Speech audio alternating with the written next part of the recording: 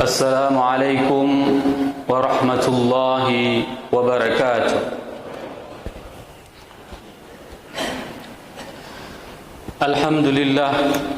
الحمد لله بنعمته تتم الصالحات وبفضله تتنزل البركات وبحقه تتحقق المقاصد والغايات. أشهد أن لا إله إلا الله له دعوة الحق حريص عليها وأوجب تبشير بها. ولتكن منكم أمة يدعون إلى الخير ويأمرون بالمعروف وينهون عن المنكر وأولئك هم المفلحون.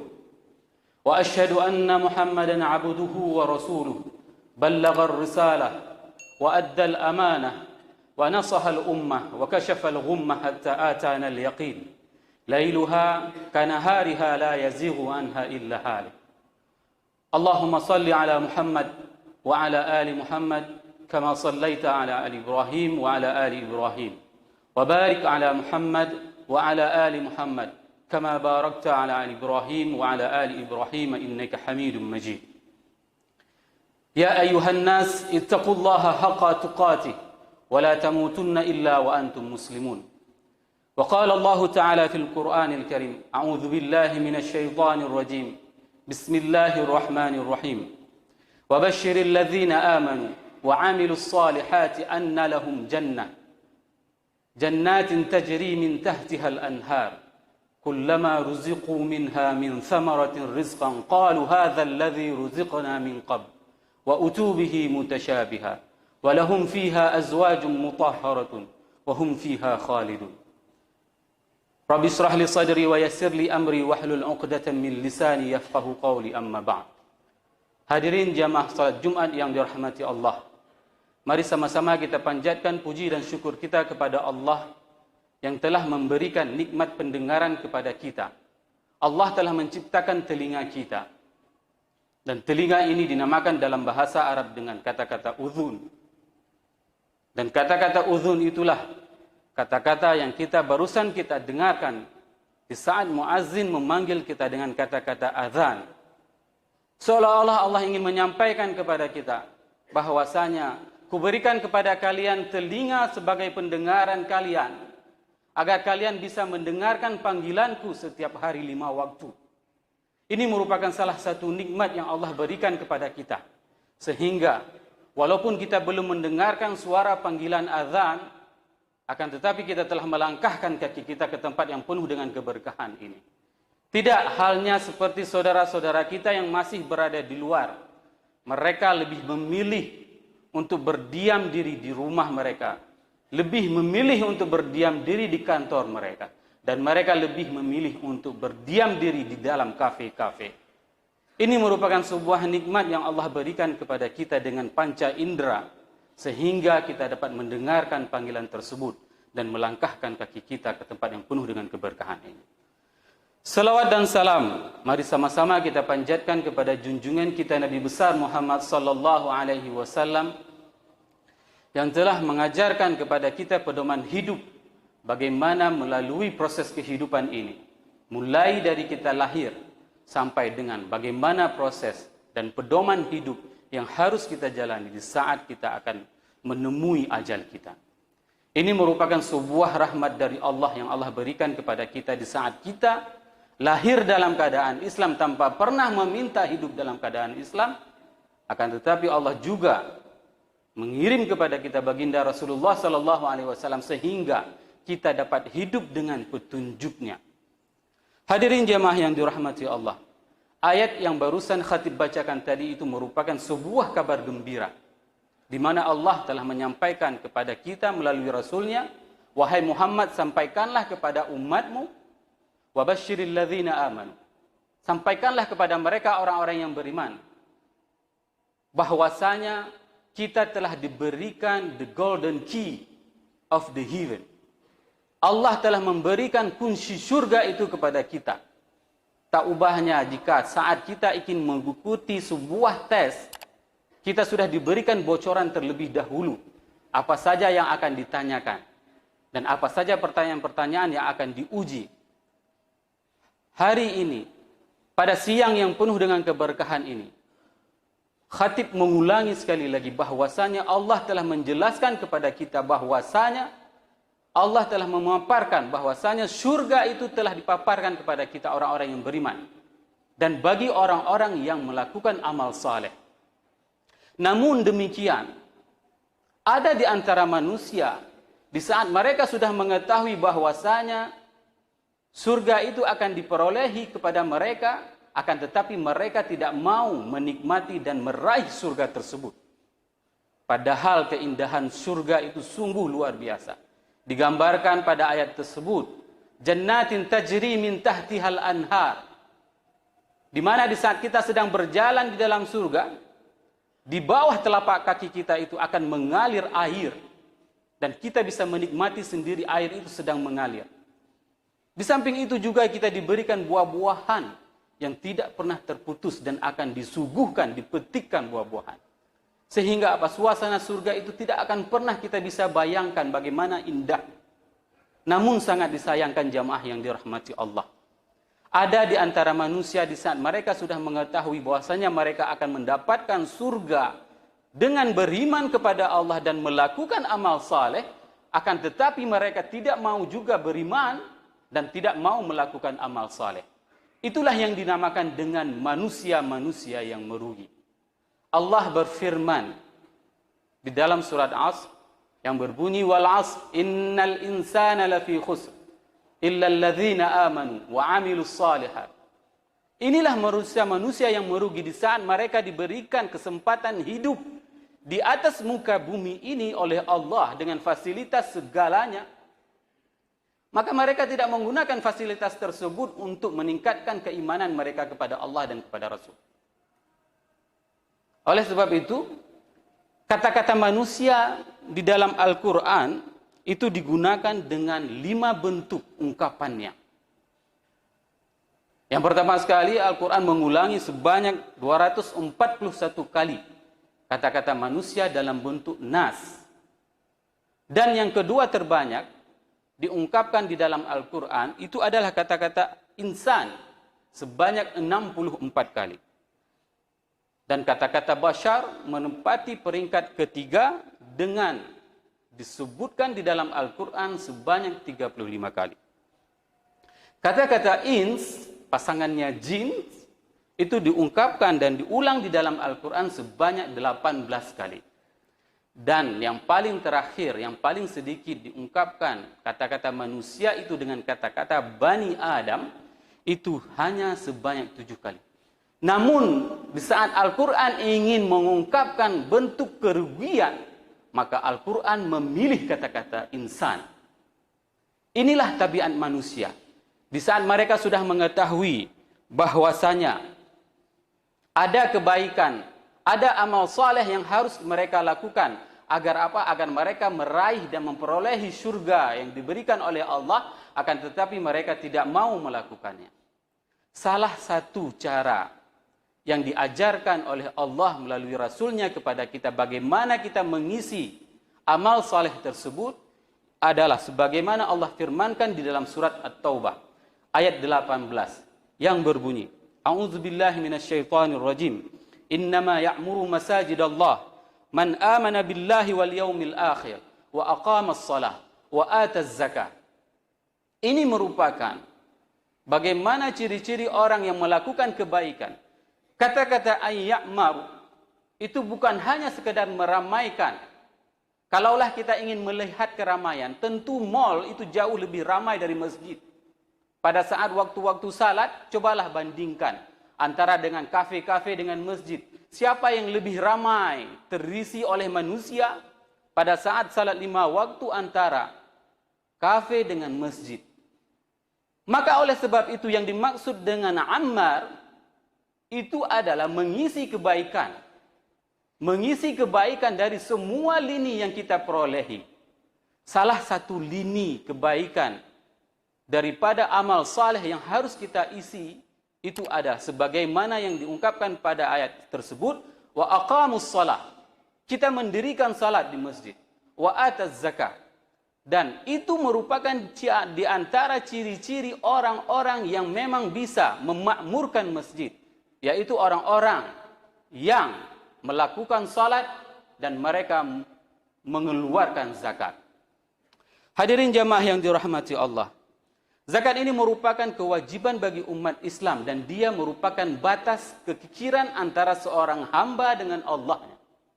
Bayangkan jika kita hari ini selaku orang Islam, selaku orang mukmin baru hanya mengeluarkan zakat, berarti itu baru menandakan batas kekikiran kita dengan Rabb kita.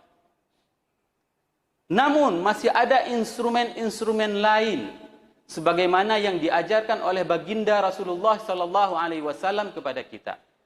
Rasul mengajarkan kepada kita salah satu bentuk amal saleh yang akan terus mengalir walaupun kita melakukannya sekali, akan tetapi pahalanya berkali-kali.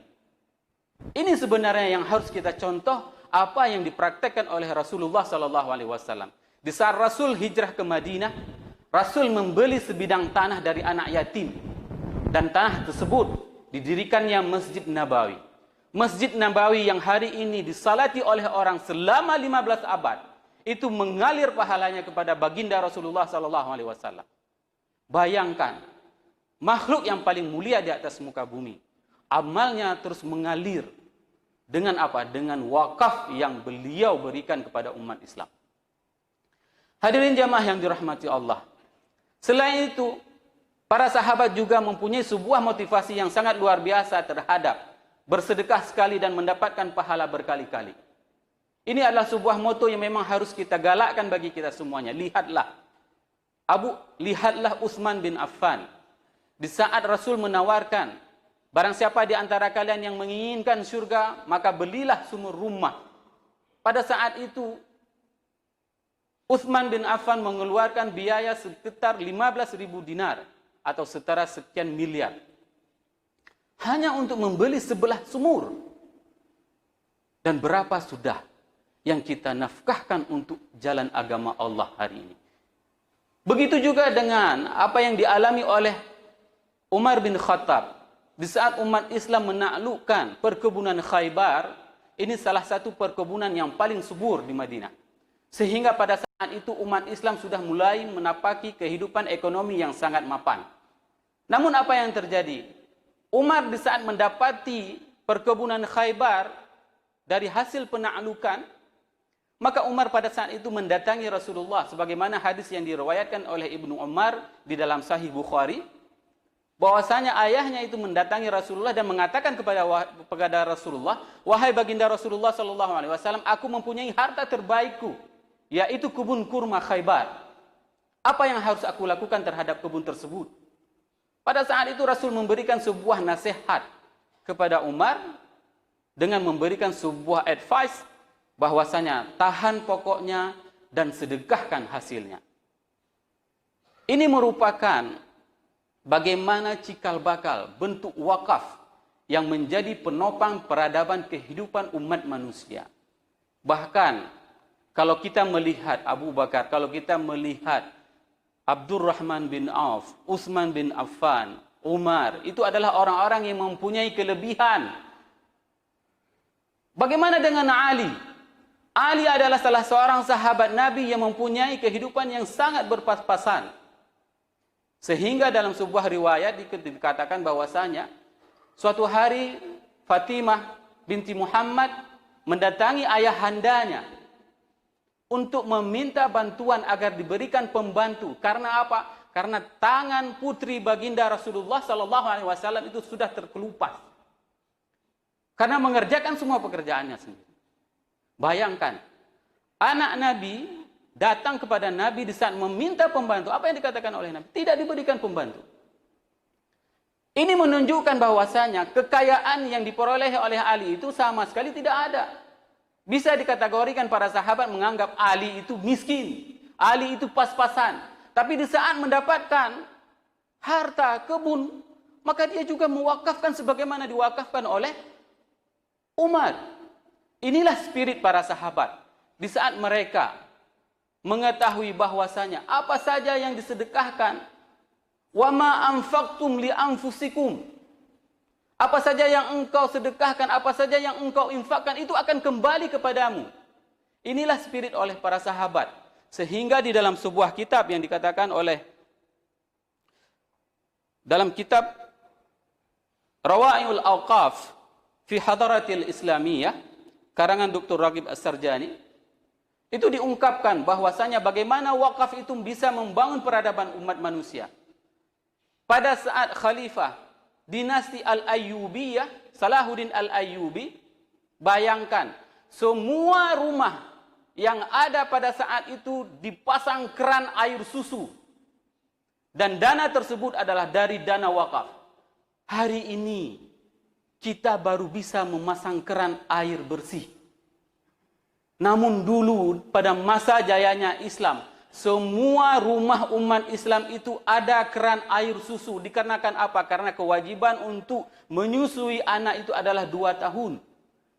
Para pemimpin-pemimpin itu adalah orang-orang yang memang menyadari betapa pentingnya untuk membangun peradaban umat itu dengan cara menggalakkan bersedekah, dengan cara menggalakkan berinfak, dengan cara menggalakkan dalam mengeluarkan hartanya.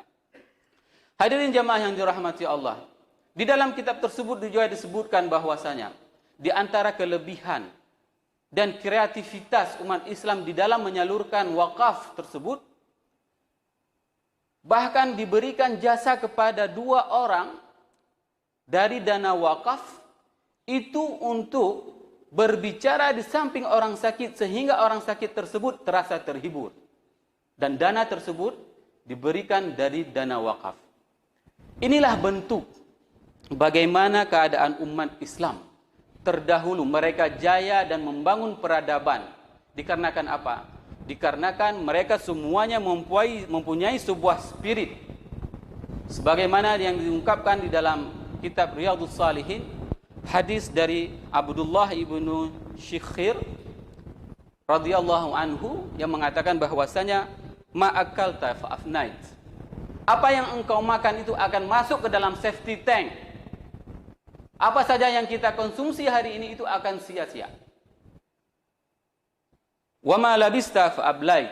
Dan apa yang engkau pakai itu akan musnah. Hari ini kita pakai mobil yang termewah. Mobil tersebut akan rusak. Mobil tersebut akan hancur. Mobil tersebut akan kita jual kembali. Begitu juga apa yang kita makan semuanya akan sia-sia. Semuanya akan masuk ke dalam menjadi hilang. Oleh sebab itu, wa ma tasaddaqta fa amdai. Dan apapun yang engkau sedekahkan, maka itulah yang akan menjadi sisa bagi kehidupanmu. Hadirin jamaah yang dirahmati Allah, semoga Allah memberikan kepada kita kemampuan dan rezeki yang halal, sehingga kita bisa memberikan dan menjadikan sedekah-sedekah tersebut sebagai amal salih dalam kehidupan kita.